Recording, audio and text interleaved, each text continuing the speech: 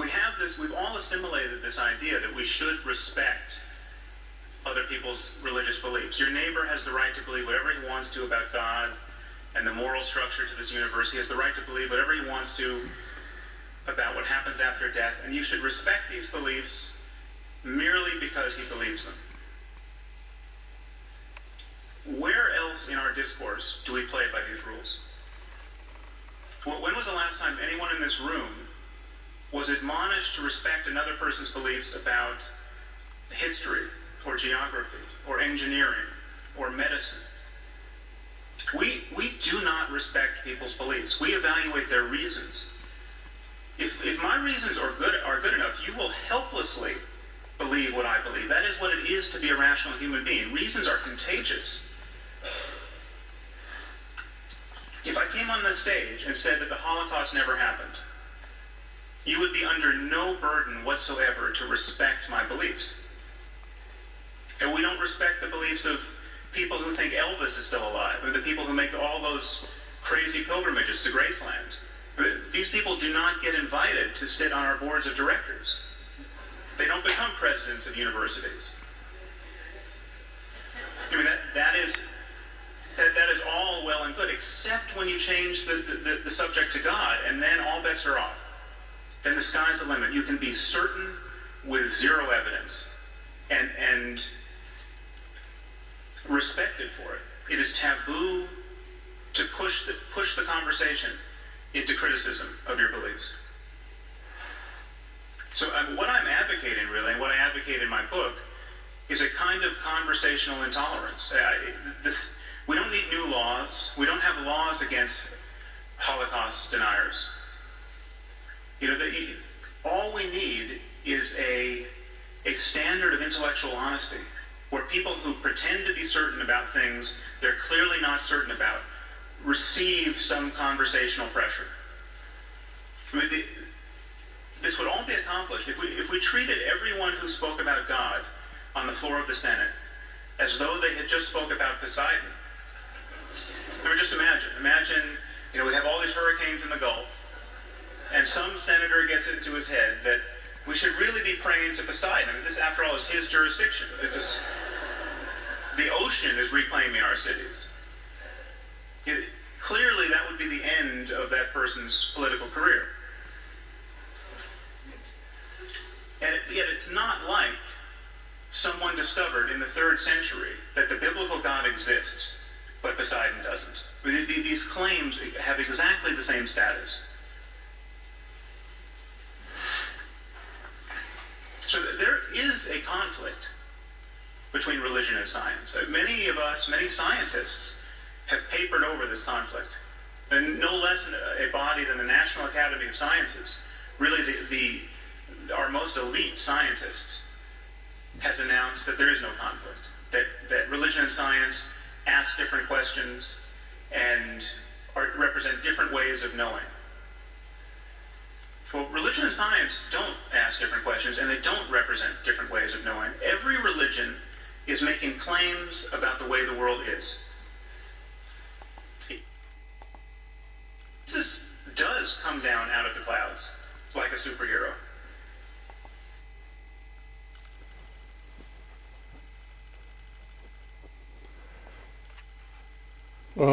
We don't address with the same question if the biblical God exists and Poseidon does not. You don't realize that Olybism is not a religion, it's science.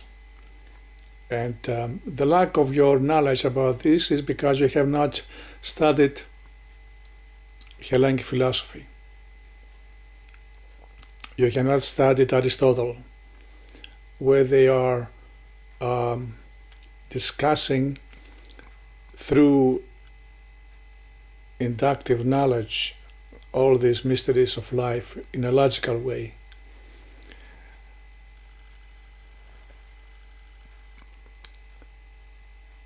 Those people, you said at the beginning that when they believe Elvis lives and etc., those people, you don't get them into becoming a university board of directors or teachers, whatever. That is, you don't give them a respectable position in life because of their beliefs. You just said half of the truth. The other half of the truth is that the United States has dozens of Catholic schools, dozens of universities that they are teaching the Bible as history, as geography, as archaeological evidence.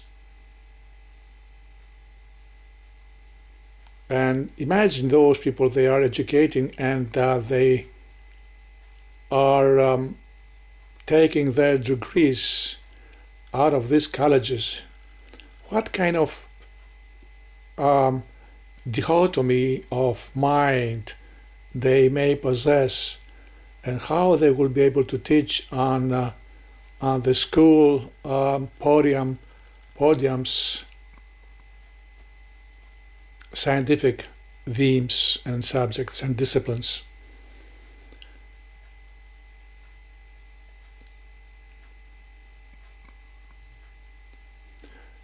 As for the Poseidon and Demeter and Athena,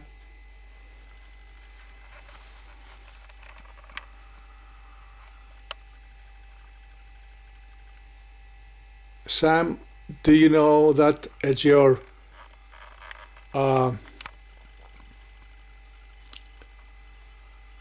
in your legislature, in your court system, you are implementing the vote of the goddess Athena,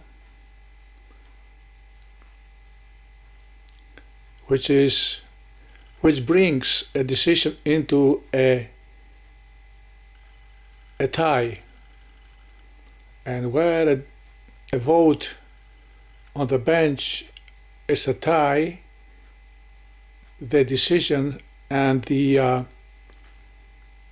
court decision waits on the man who is accused for.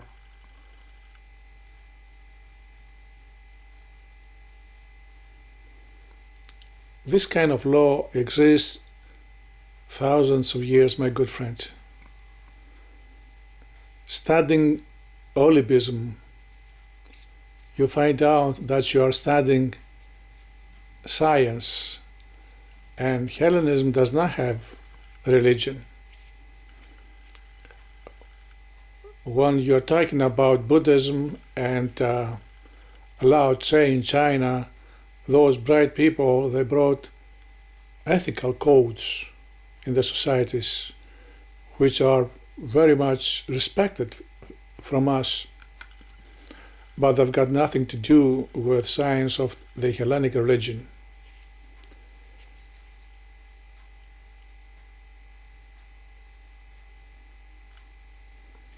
When a senator will address the existence of the sea turbulence, and when your city is in danger, he won't be, and he believes that Poseidon brings this about. He won't be persecuted because he contradicts and refutes Christianity. He will be because of the hatred Christianity has against Hellenism. On that base, I give you a chance to go and find out and make a research about Hellenism and the Dodecatheon cult. It's a different piece of cake than the rest of your religions, which you all put them into the same bag. The traditional religions of India, China, Japan, Korea, those are ethical codes, and they are not religions in the way those three Hebrew religions have been fashioned.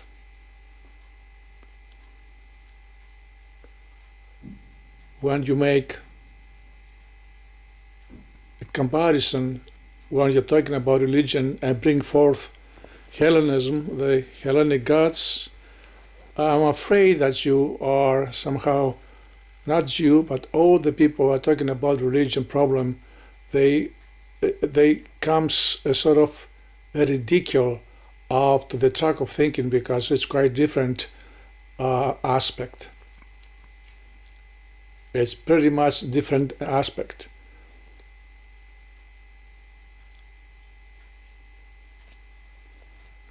It was a good also example, but really you need to go further and examine not only on the surface of the Olympian gods, but you have to go through to read anthropology, psychology, philosophy, read Aristotle, read Plato. You'll see, read Pythagoras.